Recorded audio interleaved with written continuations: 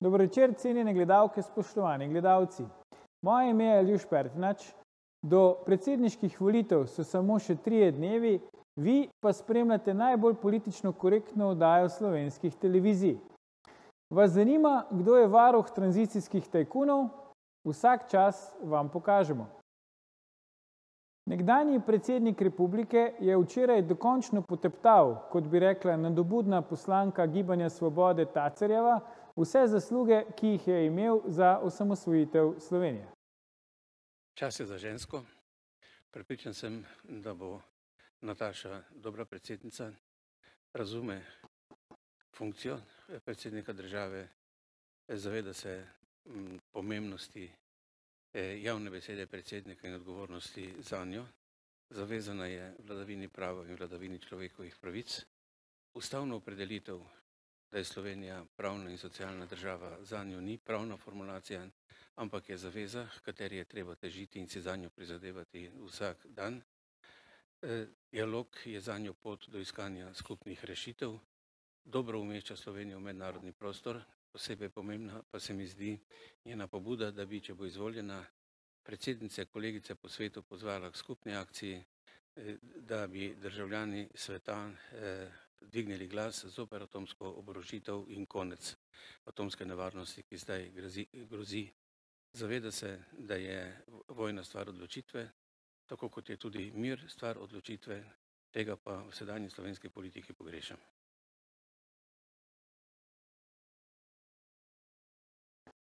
S tem nastopom je Kučan de facto potrdil to, kar mu že ves čas očita Janez Janša. Namreč, da je varuh tajkunov in sponzor tranzicijske levice.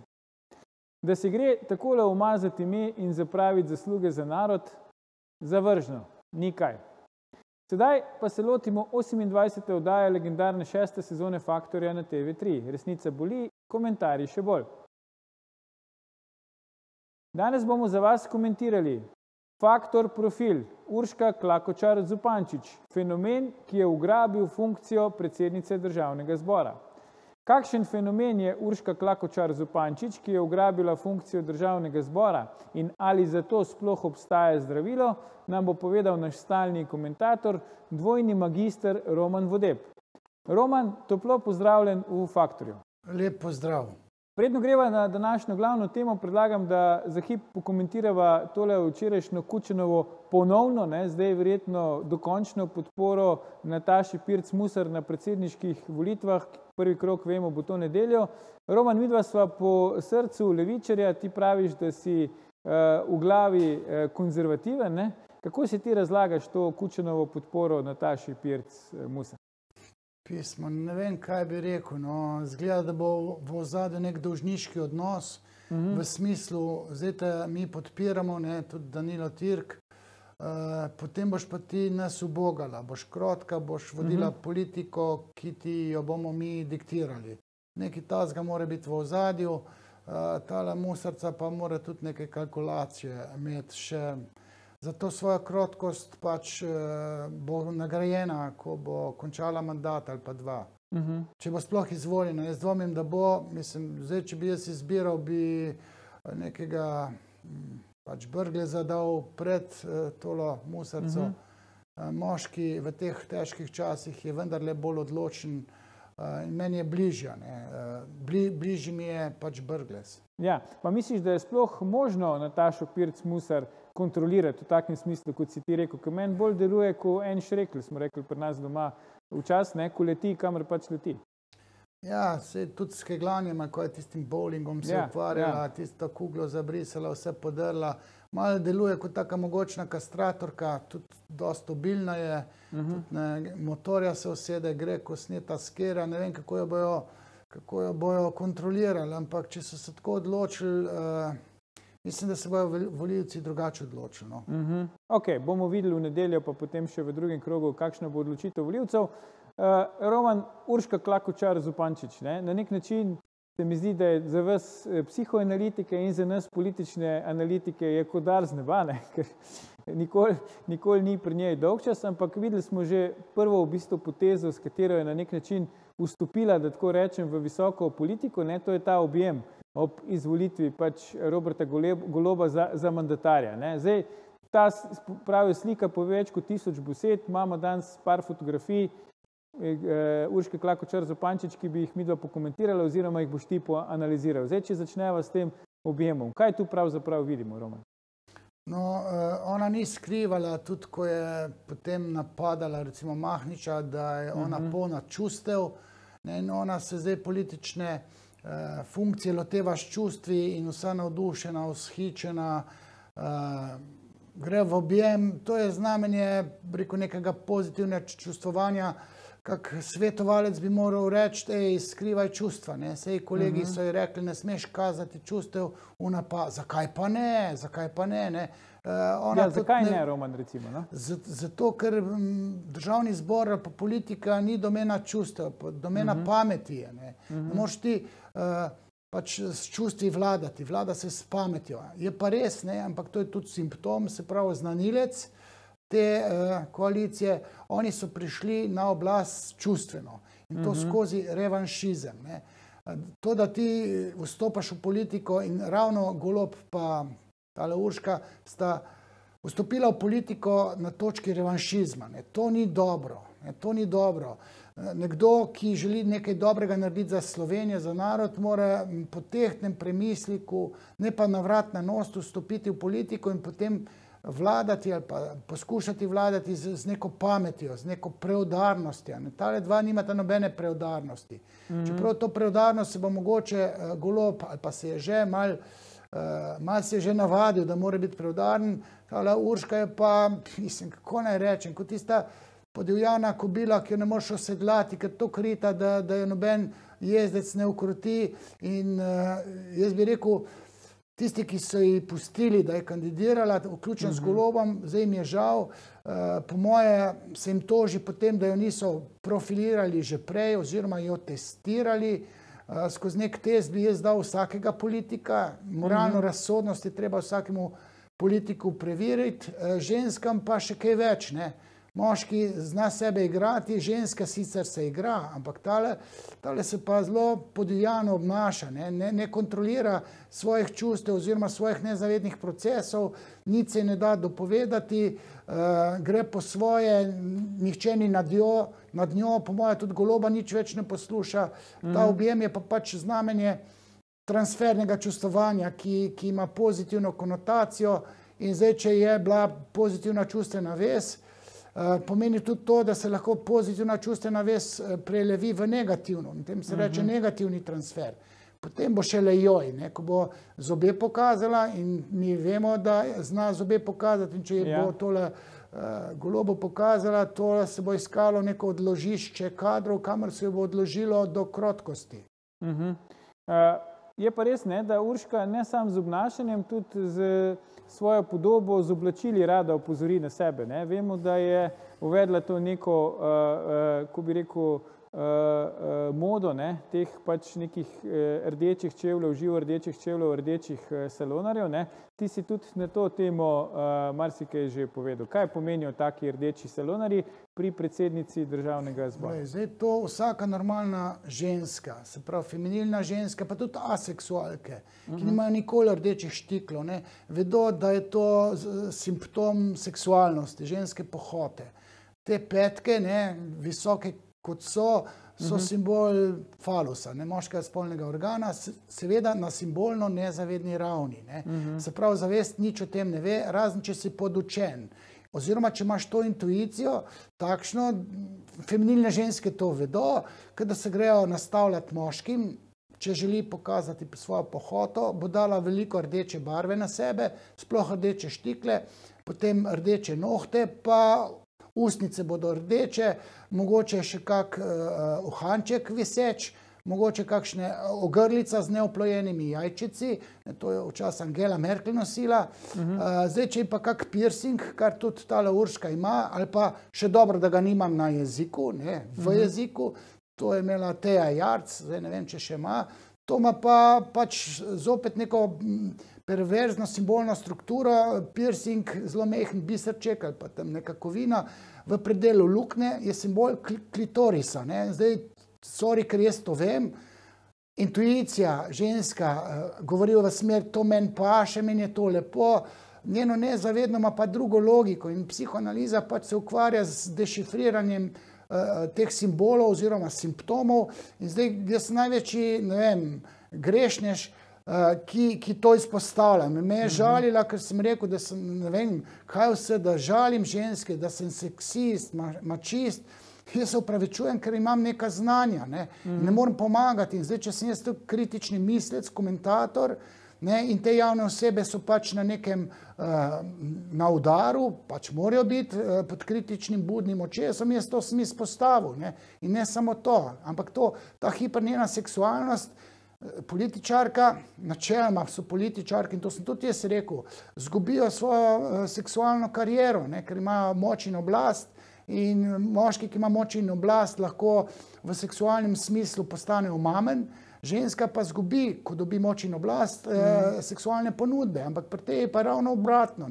Ona pa napada moška srca s tistimi dekolteji, da ne govorim o tetovažah, ki tudi delujejo, oziroma da se jih prebrati kot simbol neke ranjenosti, duševne ranjenosti, torej ne bom rekel, da kakšne hude neke zmedenosti, ampak vsak, ki ima tatu, pomeni, da ima neko rano na duši, bo večja ali manjša, zdaj je to drugo vprašanje. In tale ima vse to in tisti, ki jo niso prej sprofilirali, stestirali, po mojem je žal, ker zdaj to gre v smeri nepredvideno. Zdaj pa, da ne bo nama, žal predlagam, da si vzameva krajši premor, ampak ne nama uiti, gledalke, gledalci, se vrneva po oglasih, ko nadaljujeva s komentiranjem, ali obstaja zdravilo za politični fenomen Urške Klakočar Zupančič. Ostanite.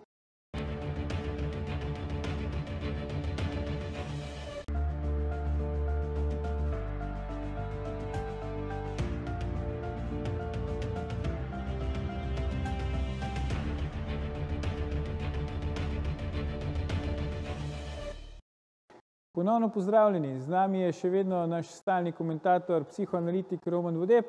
Pogovarjava pa se o tem, ali obstaja zdravilo za politično-psihološki fenomen Urške Klakočar Zupančič.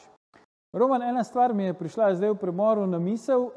Tuji veleposlaniki, ki so akreditirani v Sloveniji in so se srečevali zdaj z predsednico Državnega zbora Klakočar Zupančičevo, ko je bila izvoljena na funkcijo, so šli na te tako imenovane vljudnostne obiske in jim je tam ona razlagala svoje osebne razmere na teh formalnih protokolarnih sestankih. Tudi to recimo, da se ločuje od soproga in tako naprej. Kaj v bistvu zdaj ona s tem poroča, ko na takih protokolarnih, formalnih političnih sestankih na visoki ravni z veleposlaniki neke osebne stvari razlaga? Sporoča predvsem to, da je nezrela, da nobenega tečaja, kako biti političarka, da jo Ksenija Benedetti ni imela v svojem primežu, tega politično-poslovnega bontona ne obvlada. Sicer pa, če ženska razlaga svoje osebne težave, posebej te zakonske, ločitev, recimo to med vrsticami nezavedno sporoča, da je, kako naj rečem, available, na voljo, ampak težko zdaj rečem. Ampak to podzavestno praviš, ne? Podzavestno se pravi, spontano, nehotno, ne zna obvladati, rekel, seksualnega impulza in potem sporoča, nezavedno sporoča podatke, ki dajo recimo moškim misliti, da ta ženska je pa na voljo, ker je nepreskrbljena. V smislu organa, ki njej na telesu manjka, to je ta nepreskrbljenost. Se pravi, neko erotično razmerje si podzavestno želi s temi moškimi, če tako razumem. Ja, zdaj tako, vsaka ženska je rada oblegana oziroma oboževana in zdaj, če je klientela moških, da niso glih 100 let stari in če so tam na voljo in to ženska, ki načeloma nimajo nadja za močnega, se v teh izpovedih razgovorijo v smer, da nezavedno sporoči ta svoj nagon, pobudo, da pač nima moškega, ki jo bi zadovoljil. Ampak zdaj ne bom rekel, da to velja za njo, to za vsako žensko velja. Ampak poslovni bonton je pa tisti, ki ti da vedeti, kaj se sme in kaj se ne sme govoriti. In tale ni šla skozi te tečaje, nihče ni podučil, nima svetovalcev, oziroma ta neko Lucijo menda ima, pri kateri se pogovarja, baje, če je verjeti Bojanu Požarju ob petkih, so tam Mulej, ne vem kaj, Mlakar, tam ne vem kaj se tam pogovarjajo, tam bi mogla zdaj reči, Včeraj sem bil recimo na Vesni Vugodina, preberem nek intervju, ona, ki je šla prvič v službo na FDV kot asistentka, je nehala nositi kavbojke. In če je ženska, ki stopi v politiko, v eni točki ne more več takih dekoltejev imeti. Ne more imeti, ne vem, odkritih ramen, gležnjev kazati, ali pa ne sme kazati tatujev. Imam neko zdravnico, ki hodi k meni, oziroma medicinsko sestro visoko, ki bi rada imela tatuje, in zdravnik, šef je rekel, če si daš tatuje, dobiš odpoved. To so te zgodbe, ki jih pač jaz vem, tudi sem pozoren na vse te simptome, pa simbole, teli Urški pa nihče ni nič povedal. In pa sliš, kaj vse je slišala tistega psihoanalitika, kar sploh nisem vedela o sebi, in se z tega norčuje. V resnici mogla ona se zamisliti, ker ona ima slepe pege in se ne zaveda, kako spodletelo razmišlja o nezavednem, o simbolih, simptomih.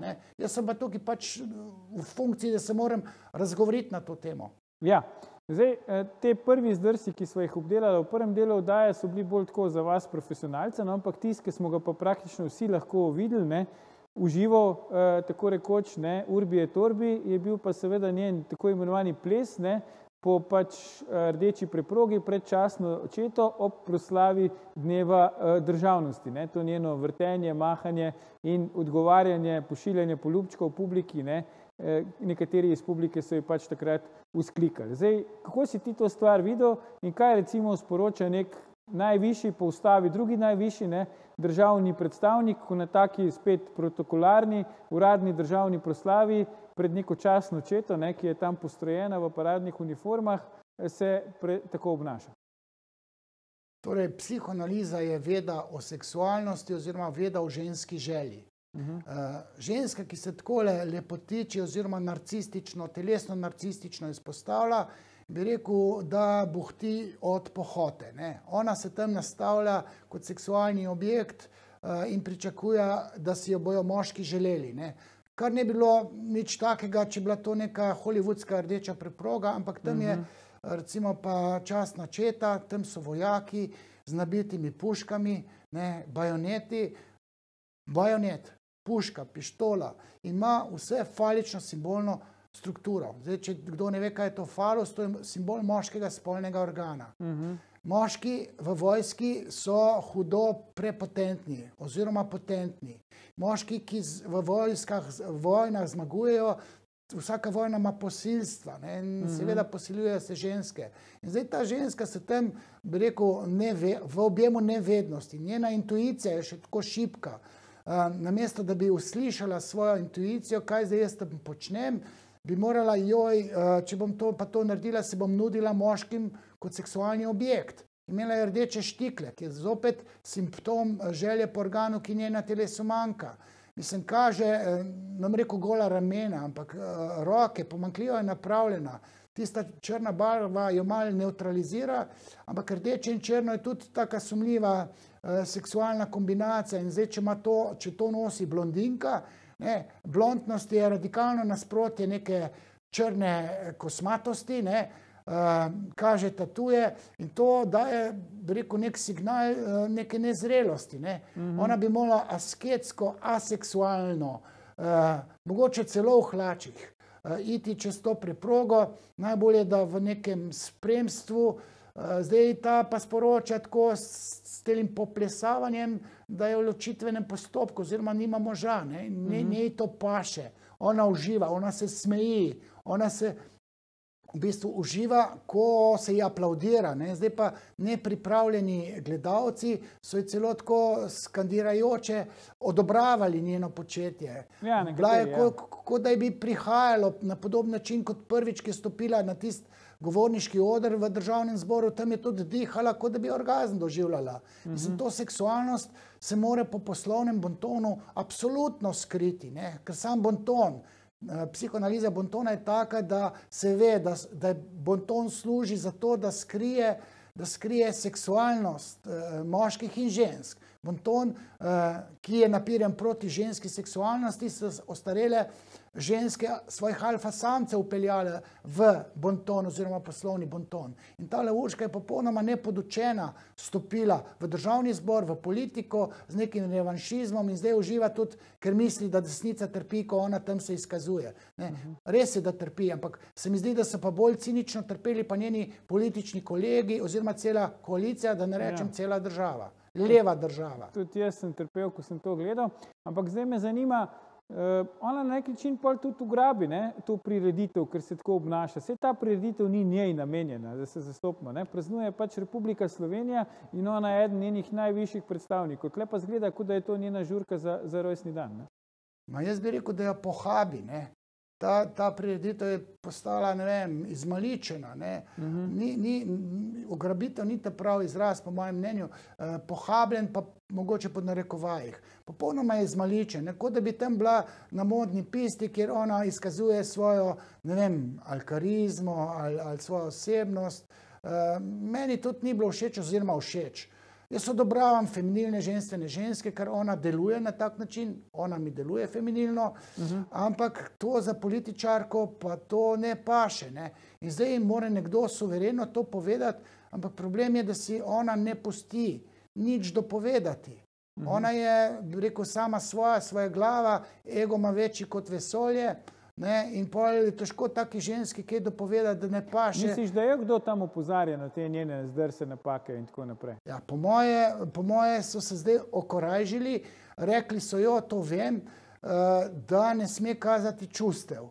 Ona je tam kolerično, sadistično mrcvarila Mahniča. Misliš, Žana Mahniča poslanca? Ja, ona je se branila, zakaj pa ne bi čustev izkazovala, saj smo čustvena bitja. Mislim, bod ti čustvena tam za 4 stenami ali pa doma v kuhinji pa na vikendu. Prej je bila sodnica Roman, se pravi, je tudi tam misliš čustva kazala, a ravno zaradi tega, ker v prejšnji karieri ni mogla to kazati, teh čustev je zdaj toliko bolj udarjajo na plano. Ne zato, ona je polna revanšizma, ona uživa, ker zdaj tam mrcvari Janšo, ne ve pa, torej, tako ima to v svoji glavi, ampak ne ve, da mrcvari celo koalicijo in da narod ni navdušen nad njeno večina naroda, tam se nekdo najde, ki mogoče aplaudira. Ampak meni izkazuje pač ta njen sadizem pa revanšizem, da ima do lastnega očeta neko zamero. In jaz sem šel pa to gledati, kak je pa zdaj oče. Mislim, očeta moraš dvakrat pogledati, da ga enkrat vidiš. To, ki je, rekel, ves pretrgan, astenič, pa ima dominantno mamo, s katero se verjetno pač identificira in njena zgodba z otroštva je pač taka, da to s telimi tatuje, ta karierizem, pa še v paketu je treba vedeti, ona ima dvojčka, se pravi, en od otrok je še, ne vem, epileptik, in ona daje kariero pred materinstvo, za nameček se pa še loči, ni noben prišepnil, da smo skupaj zaradi otrok. Ne zato, ker je tukaj fajn biti z enim istim partnerjem do konca svojih dni, ali pa saj toliko, da ti otroci zrastejo do pubertete ali pa do odraslosti. Ona nezrelo se loteva življenja, hlepi po neki karieri, pa 2 otroka, majhna otroka. Mislim, to so falične ženske, ampak ona ni, da bi bila neka možača. Ampak ima, rekel po moje, dvotirno osebnost, mislim dvotirno, dvodomno, se pravi nek falični del in nek feminilni del. Vizualna zelo feminilna, ampak ko pa odpre usta, to se pa, rekel, se bori kot T-rex, to je on tiranozaver mesojet. Tako da bi rekel, jaz bi priporočal gibanju Svoboda, ne toliko, da jo omakne, prednji omakne, probate prvo normalizirati, ukrotiti, osedlati in jim dopovedati, da se ne more tam kolerično življati nad opozicijo, ker to ne sodi v politični bonton, katerega pa ona spreminja. Zdaj, če je ona taka, potem dobi pa v zameno ali pa v kontrasmer še nekega pobesnelega desničarja, ki se bo tudi spustil, ali pa desničarko, tam imaš tudi, na desnici imaš neke bi rekel, falične ženske, neka Milka Godec, to se bo spustila sketne, ona je dominantna, ampak se kroti, zna biti olikana, preudarno pove, zdaj tale Urška pa si daje duška v nekem cviljenju tem, pa mrcvarjenju, to pa ni, to pa ne sodi v državni zbor oziroma v politiko. Ja, zdaj nekako se zdi, da te njeni zdrsi, pač to, kar počne, se stopnjuje In ta zadnji tak primer, ne, je pa bil vendarle tisti, pri katerem je doživela največ kritik, ne. To je ta bizarni, ne vem, kako bi drugače rekel, boksarski dvoboj, ne, v Državnem zboru, ki ga je imela z bivšim boksarjem, zdaj poslancem Gibanja Svobode, Dejanom Zavcem, domnevno v podporo otrokom z rakom, ne. Zdaj, tukaj je naletela na največ kritik in tukaj se mi je prvič zdelo, da so te kritike prišle tudi do živega, Roman. Prej se mi je zdelo, da jih je zmerom tako z zamahom roke ali pa z nasmehom odpravila, zdaj pa se mi zdi, da so te kritike prišle do živega. Daj nam razloži, lepo te prosim, kaj mora biti človeku na taki funkciji v glavi, da gre v bistvu prizarjati en tak dogodek, ne vem, kako bi temu rekel, menda celo v prostem času, v prostorih Državnega zbora in seveda potem spet neka taka zmagovalna poza na koncu. Edino to ne vem, kdo je v tem boksarskem dvoboju bil bolezen rak, ne, smrtonosna bolezen. A to bil Dejan Zavec ali Urška? Izvoli. Zdaj, okrog tega boksa bi rekel, enigma mi je, ne, kdo je idejni pobudnik te butaste ideje. Ne. Zdaj, ali je to na hodnikih, kuloarjih tega Državnega zbora kot fora zraslo na zelniku Dejana Zavca, ki je bil ja, on dober govori boksar. bolj malo, v parlamentu boksa verjetno lažje. Ne. To že, ampak ima neko športnost v ozadju, on se bori, če bi on sam bil, ali pa imel nekega fiktivnega borca. Vrečo, na kateri bi pisal rak, recimo, pa bi to boksal. Nek na tak način. Urška, tale Klakočar Zupančič bi bila dobrodošla, če bi pokazala svojo neko moč kot mamica, ki se je borila s to epilepsijo svojega enega od otrok, teh dvojčkov. Ne. To bi bilo sprejemljivo. Zdaj, če je to nek marketingar, ne, poskušal plasirati kot idejo, to je idejni zdrs. Tudi izvedbeni zdrs. Ne. Zdaj spet te rokavice so falične. Ne. Tale rdečost na roki, to je simbol glans penis. Ne. Se pravi, falični zopet simbol moškega spolnega organa in to prekrvavljenega. Moram reči, že meni so enkrat za foro namigli, da bi se jaz lahko s feministkami oziroma z neko bokserco v ringu pomeril, da je bilo to atrakcija, sem rekel, a ste vi znoreli. Ja. Jaz se tudi podrazno ne bi z žensko spopadal, ker jaz žensko obožujem, ne pa da bi jo pretepal. Ne, to že Zavec ne bi smel. Niti pretvarjati se ne bi mogel, da bi jo udaril. Ja, ampak tukaj gre že za simbolno disonanco, kar pomeni, da nekdo lahko reče, da simbolično boks pomeni borbo proti raku, simbolično, ampak onstran simboličnosti je pa še simbolno. Simbolno pa pomeni čist neko drugo logiko in tale zdrs, marketinški oziroma tale filmček, to je absolutno ne sodi, ne v Državni zbor, ne to, da Zavec žensko boksa ali pa da se boksa tale predsednica Državnega zbora, to je absolutno spodletela ideja. Najbolj spodletelo je pa to, kako so se branili oziroma kako se je ta Urška Klakočar Zupančič branila. Ne samo pri Slaku. Tudi potem, ko je bila tam pri pediatrični kliniki, ki so tisti skesani zdravniki tam ob tla gledali, ne bom več o tem govorila. Ona bi morala priznati, da bi mogoče pa res to nek zdrs, da se opravičuje in na tak način bi se izvlekla. Ona je pa ustrajala na tej nori ideji, ne, se pravi, slepo pego smo ji vsi pokazali, se vsi zgražali, ona pa ustraja, kot da ima dejansko ego večje kot vesolje. To je, po mojem mnenju, videnju, njen večji zdrž kot sama ideja boksa. Ne. Čeprav pravim, če to ni zraslo na njenem zelniku, je treba to povedati, ona je to sprejela, nepremišljeno in se mora ona ven potegniti. Ona tega tudi sprobala ni. Ne, tako da, je po tvoje sploh sposobna Urška Klakočar Zupančič nekega takega razmisleka, da je pač nekaj sem storila narobe in se javno upravičiti, ker do zdaj tega v svoji kratki politični karieri še ni pokazala. Ne? Zdaj, če res hodi na neke inštrukcije tej neki Luciji Mule Mlakar. Ne? Ja, pa kaj je ta gospa, ki to je neka terapeutka oziroma neka všečnica, to se ko bi bile siamske dvojčice. Obe enako stare, vsaka je bila rada lepa, ampak treba imeti pamet. Terapija, jaz sem imel danes 2 terapiji. Ne? Ja. Jaz sem 2 ženskam navil ušesa. Ne? Sem rekel, vi narobe delate. Ampak ne dobesedno, ne? Torej, ne dobesedno, z besedo. Ne? Mislim, tej ženski mora enem bob reči. Zdaj, ali je to avtoriteta, ali je nek psihološki svetovalec, ki reče, to, kar ti delaš, to delaš narobe, strezni se, ne moreš več tako početi, ker škodiš gibanju Svoboda, škodiš koaliciji, ne nazadnje državi in celi levi sceni. Mislim, umiri se. Zdaj, ona ne priznava nobene avtoritete, mogoče je Golob tukaj. In če bi hodila k normalnemu psihoterapeutu oziroma svetovalcu, bi ta lepo namignil, imel bi pa seveda prej vzpostavljen transferni odnos. Transfer pomeni tisto čustvovanje, ki ga je imela mala Urška do svojega očeta. Ampak če svojega očeta ni spoštovala, potem tudi nobene moške avtoritete ne spoštuje. Ne? Čeprav mislim, da glede na tisto objem bi rekel, da je Golob tisti, ki bi mogoče pa imel to moč, da bi rekel, Urška, daj se zdaj umir, no? Zdaj pa gre vse skupaj v franži, nekam te bomo odložili, ti dali čas tam neko mesto, tako ne gre več, pa jo bojo zamenjali. Mislim, sej potihem, desnica bi si lahko imela roke in rekla, bravo, še počni, dejte še, in potem bo narod znoril. Ona bo dobila pa, ne vem, napad, ne vem česa.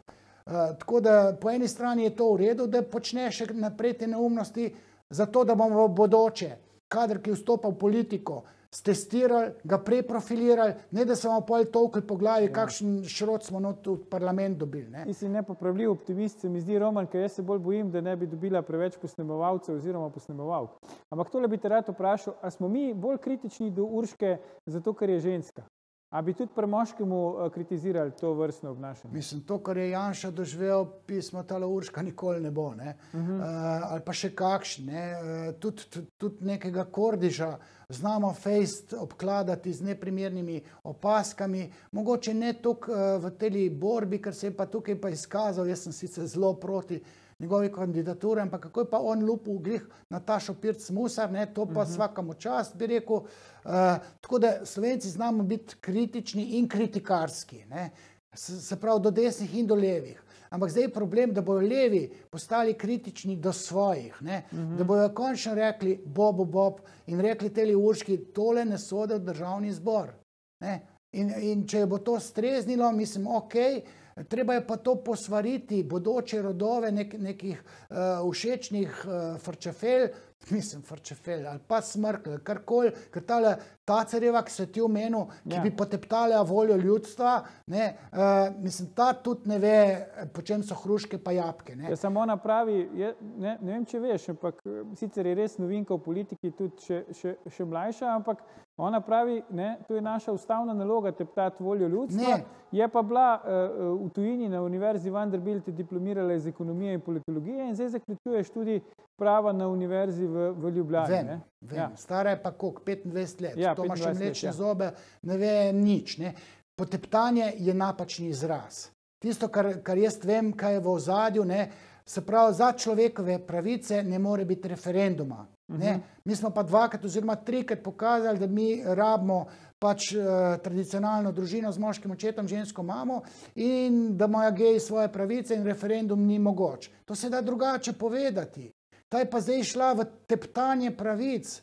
To je nespodoben zdrs se je zgodil, ki ga verjetno obžaluje, ni izkristalizirala svojega bistva v svoji dikciji, torej pravilno. Ona je to kiksla. Ampak to se tej Juliji dogaja pogosto, jaz sem jo poslušal, ravno v tem družinskem zakoniku, ampak tale Urška, mislim, ta je pa kronično razštelana. Ampak zdaj, če tako pogledava, Roman, pač Lucija Tacer, Urška Klakočar Zupančič, grozi nam v narekovajih še Nataša Pirc Musar na funkciji predsednice države. Lahko prenese Slovenija Urško Klakočar Zupančič na drugi najpomembnejši politični funkciji v državi po ustavi in Natašo Pirc Musar na najpomembnejši politični funkciji v državi po ustavi istočasno. Vidiš, to je ta smrtonosni feminizem, na katerega jaz opozarjam. Prej sem rekel tudi, da sem bil včeraj na predstavitvi Zablode feminizma, Vesne Godina, tudi ona svari, da to ne vodi nikamor. Tudi današnji odstop tele premijerke britanske vlade.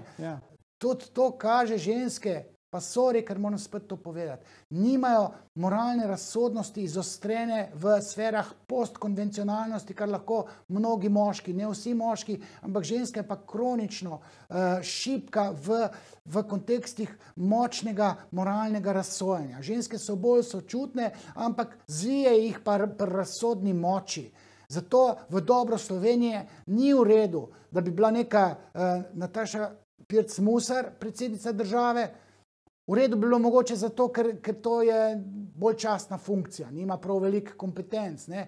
Ampak tale si pa jemlje kompetence, sam še predsednica vlade nam manjka, ne? Tista Alenka je bila za pokušino premalo časa, da bi mi videli, kako suvereno zna ženska zdrseti v teh odločitvenih. Ampak recimo mi prijete na pamet, ne vem, že pokojna Margaret Thatcher ali pa Angela Merkel, one dve sta pa pol izjeme od tega pravila, ali kako ti praviš? Sej meni to finsko premierko, pa novozelandsko, ne, te ženske so tako zbegane, ne, ker nimajo jajc, ne, te testosteronske odločnosti, da so pripravljene poslušati svetovalce. In to je dobra naloga, torej dobra stran ženskega predsednikovanja ali pa nekje na odločilnih funkcijah. Ženska kot preplašena upa poslušati moške svetovalce. Moški egomanjaki pa tega niso pripravljeni, ne? On je pa boki batina, se pravi, on odloča, koliko si zamisli, ženske so pa v objemu preplašenosti sposobne poslušati strokovnjake. Torej, fenomen Angele Merkel je povezan s to kastracijo moških Nemcev v drugi svetovni vojni, zato so imeli falične mame večji vpliv na družino in zato je ta Angela Merkel se tako fino vklopila. Kar nekaj kosti si nam dal za glodat, Roman, črto pod današnjo oddajo oziroma temo pa potegneva čez hip. Nisem prepričan po tem, kar si Roman povedal, da obstaja zdravilo za politično-psihološki profil Urške Klakočar Zupančič, ampak če ga že kdo išče, ne bi bilo slabo, da bi poslušal to, kar je bilo danes izrečeno v naši oddaji. Za tvoje komentarje se ti najlepše zahvaljujem. Gledalke, gledalci, to je bil v tem, kakšen profil je Urška Klakočar Zupančič, že 784. faktor na TV3.